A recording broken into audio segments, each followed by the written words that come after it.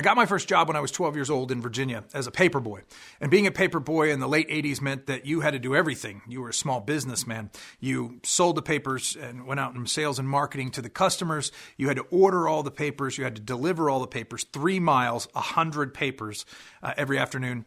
And then you had to go and collect all the money to pay the bill for the papers.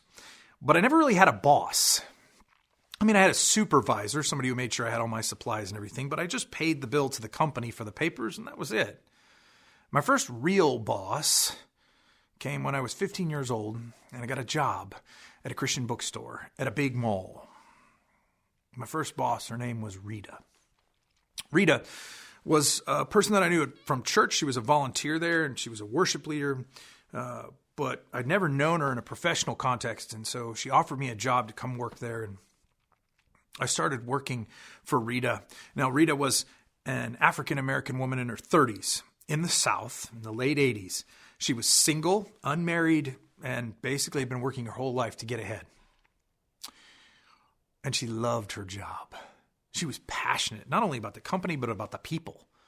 She loved the people that worked for her. And she'd worked her way all the way up to being the manager of this store in this big mall. And she was going to work hard and make sure everybody else that worked hard for her. Rita taught me 2 really important concepts, among other things. The first one is to pray, and the second one is to hustle.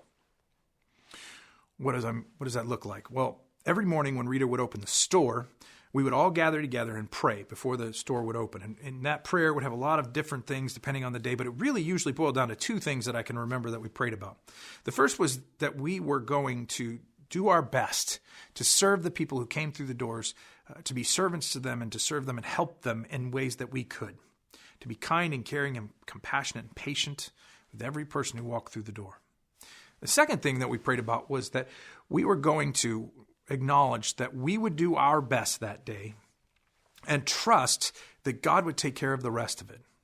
That there were things that were beyond our control, that we couldn't control how certain things would work. So we were just going to say, this is the stuff that we can do. God, in this prayer, we're trusting to do the stuff only you can do.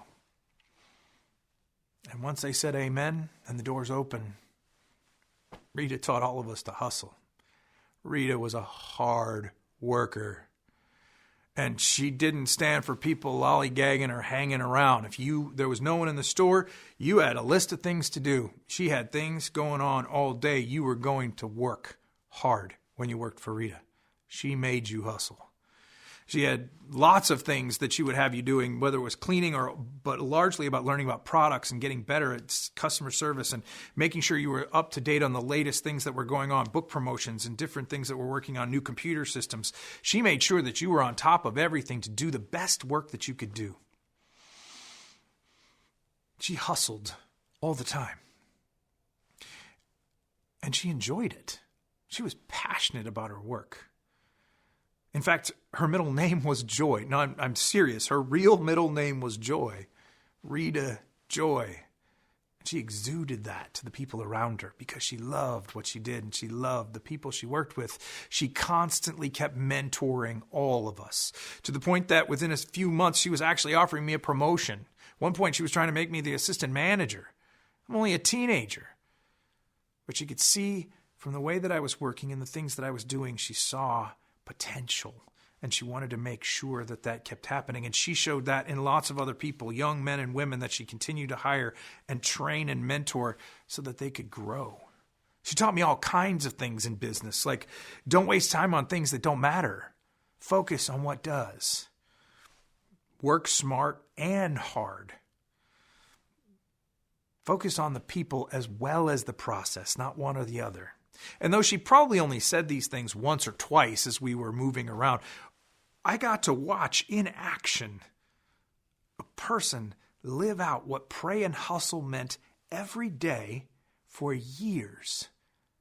I worked there for a few years, and I got to watch Rita train and develop me and all of these people around me because Rita was a good mentor. And a good mentor is constantly pushing the people around them to grow toward improvement, not perfection. Rita was a good mentor because she taught us all what it meant to pray and hustle every day. So if you've been on a team with me, you've worked on a project with me, you were one of my employees, and you even heard me say the words pray and hustle, I got that from Rita. You can thank her for it.